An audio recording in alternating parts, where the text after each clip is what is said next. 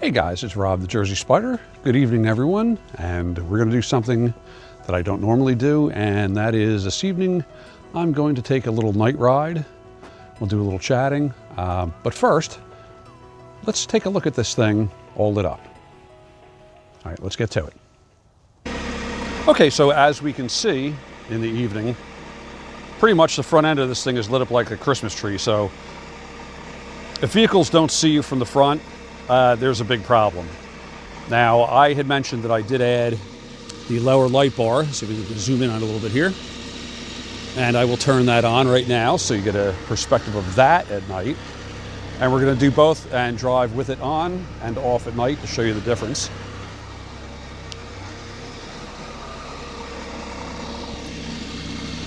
It is, one would say, pretty intense. So yes, the front end of this thing is lit up pretty well. I'm going to turn that off.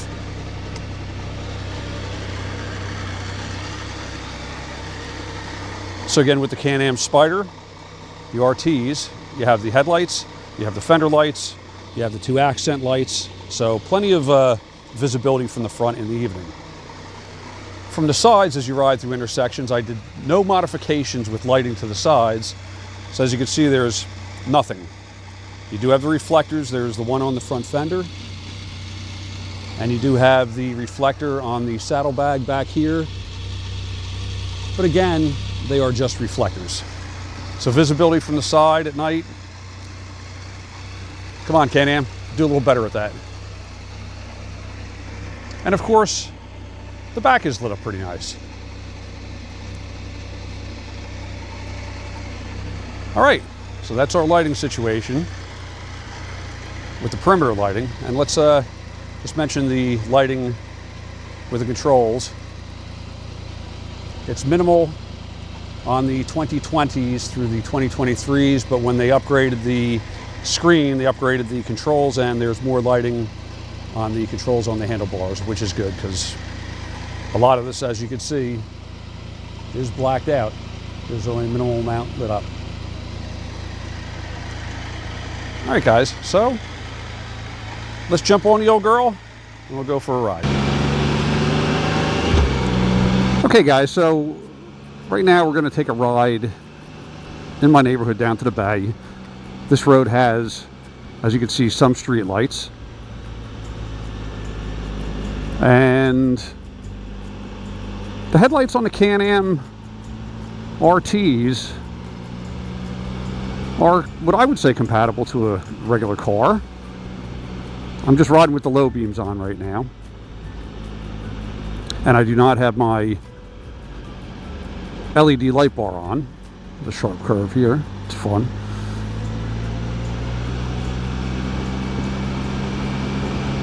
So what do we think about when we ride at night? Obstacles in the roadway that you could see during the day that you can't see at night. It's a concern. That's a big thing. If you're unfamiliar with the area, curves in the roadway that maybe are not marked.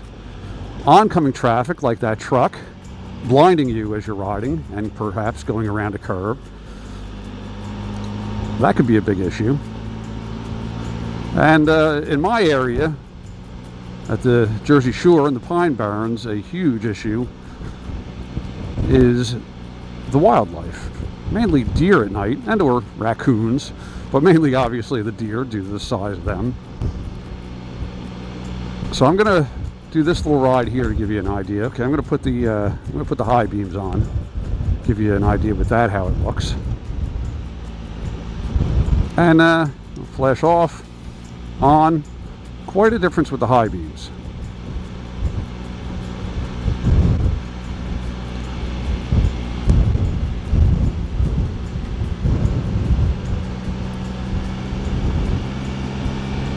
No doubt, if a car is coming in the opposite direction and you have your high beams on, you're going to get flashed. They are extremely bright, and like I said before, these really are, the headlights on these are just as bright as any automobile.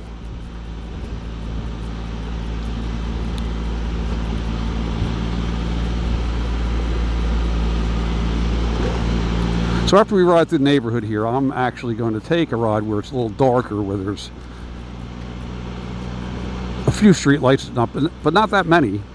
Take a little ride west of the Parkway and give you an idea how that looks at night, because it's still a little ambient light. It's about it says it's about 20 minutes to 9 right now, and it's still a hint of daylight. I love it. Okay, so here we go, back to the high beams again. Back to the low. And I'm going to put on the light bar. See what you think of that. It gives you some ahead. I have it angled down so I don't blind oncoming drivers. I mentioned that in other videos. But it does give you some forward visibility, a little extra forward visibility, and it gives you a lot of side visibility. Off. It's a little darker right here. On. I don't know how it's going to come out on the camera. Off. On. So I'm going to leave that on for now, because whether it be daytime or the little bit of evening riding that I do, I always leave it on, just for extra visibility.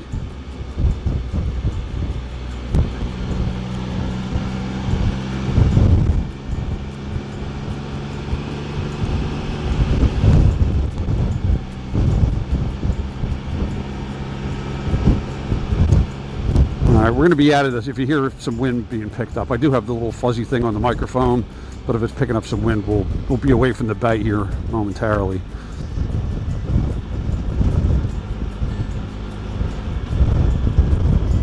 This guy's driving exceptionally slow. Oh, good.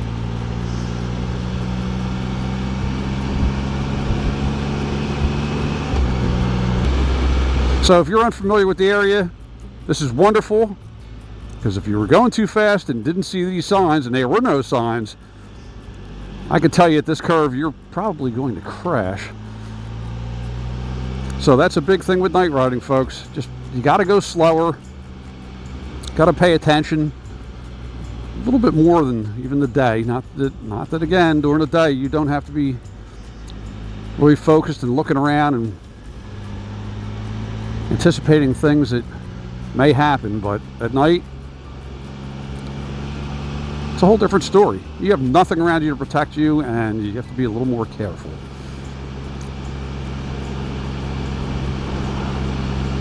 It's a little cool this evening. When I walked out about 10 minutes ago outside of the house, the thermometer inside said the outside temperature was 54 degrees, but it's dropping, because about an hour ago it was 64 degrees, so it is going down. I believe it's getting into the 40s tonight. Not too bad. I mean, we're done with the freezing weather. Today's May 7th, so Mother's Day is right around the corner, obviously, and we're done with that nonsense. So great riding days ahead. So is there any of you guys out there that just absolutely will not do any night riding? Just dead set against it? Or, you know, like me, just once in a blue moon you'll take a little ride or something? I do not go any real distance at night. I mean, I guess if I was traveling somewhere, you know, going from here to South Dakota or something, I might have to ride a little bit at night, but just around here I just choose not to.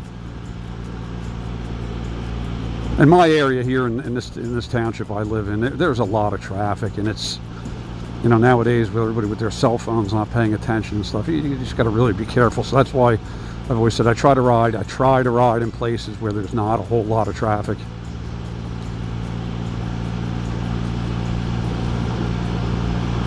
But sometimes to get to point A to point B, you gotta jump on those highways.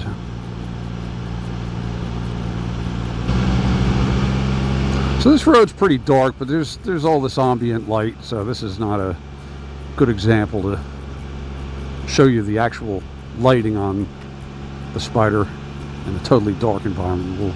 We'll be there pretty shortly though.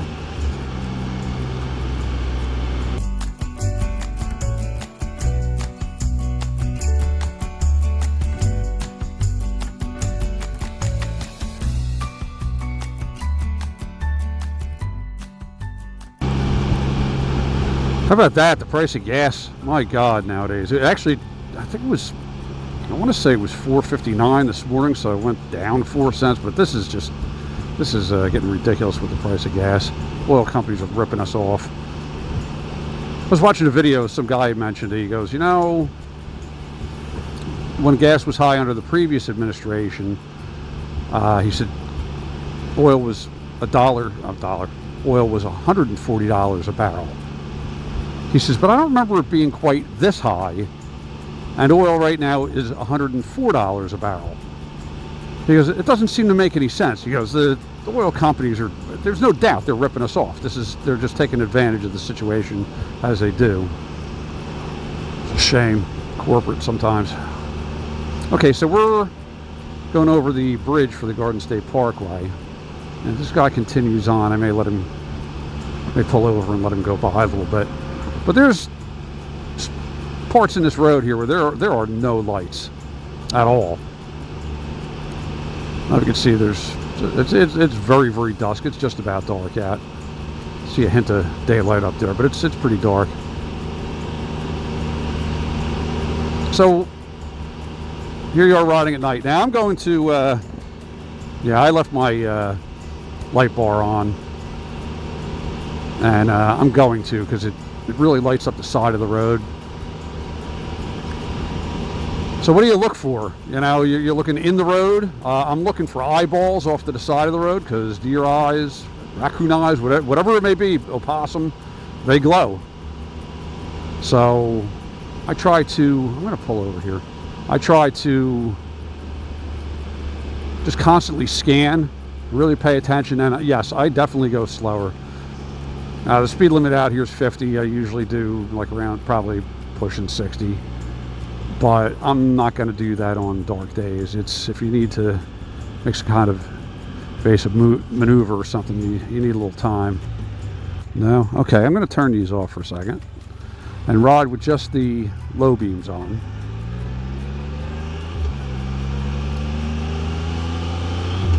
And it does light up the sides a decent amount on low beam.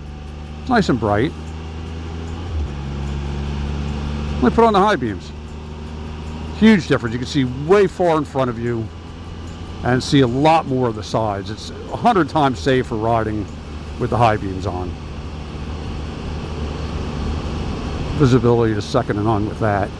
Now let me put the bar light on top of that. Now it just, oh my God, it just lights it up like, oh, it's beautiful out. It's like Giant Stadium. Awesome.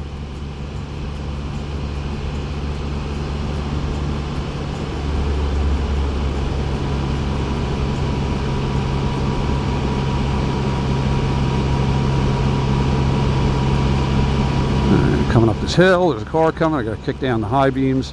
Oh, the high beams on these machines are just incredible. It's like right now I'm kind of blinded by that car, so that's an issue. High beams back on again. Get my light sight going again. Oh yeah, I mean you can see if you take care and you do a reasonable speed, you can see, oh my God, you see every bit of 100 yards in front of you.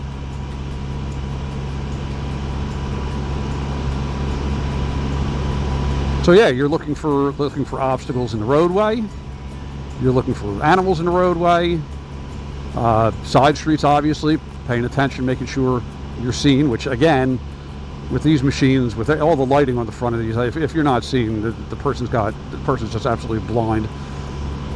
And they're, you know, these things are 5 foot wide, so it's not like it's just a narrow motorcycle with a single headlight. These side roads, okay, there's 2 side roads up here. There's past one. I'm going to turn at this next one.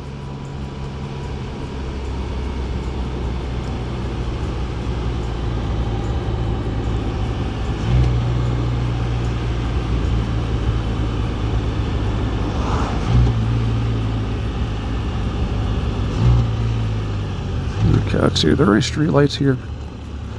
There's, yeah, well, I want to go around the block. I think they're just like lamppost lights here. Put the high beams back on again. I hope you guys are picking this up as I turn them on and off. It's pretty amazing. off, on, off. Big, huge difference without the light bar on, the driving light. Let's just see if we can stop, see how dark it is ahead. Now I do have this on the night setting, the camera, so let's see how it picks up. Now can you see the difference? Wow, with the light bar.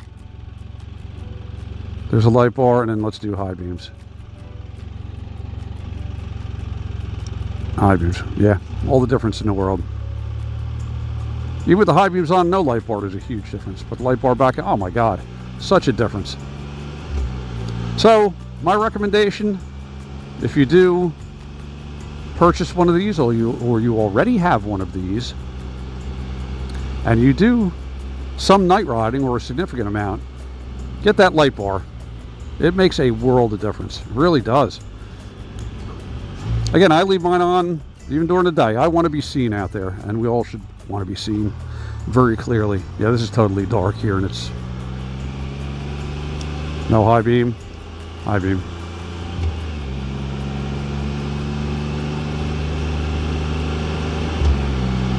Let's see, it says it's 55 out, which means it's more like 45 out, or high 40s.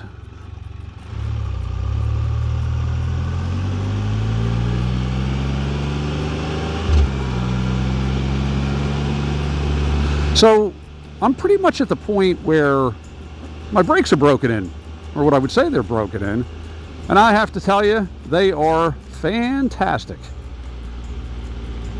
Now, the warping of the other rotors, it took some time for that to happen, so, you know, I don't have a ton of miles on these yet, but so far, they're absolutely wonderful. I mean, they're quiet, they're smooth, very smooth, and I'm very, very happy with them.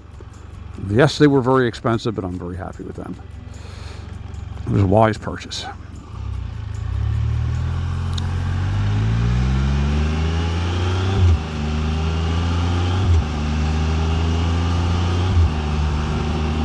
Turn my high beams down, probably blinding that guy. Yep, there's a dead raccoon in the roadway. You see that? That's what I'm talking about.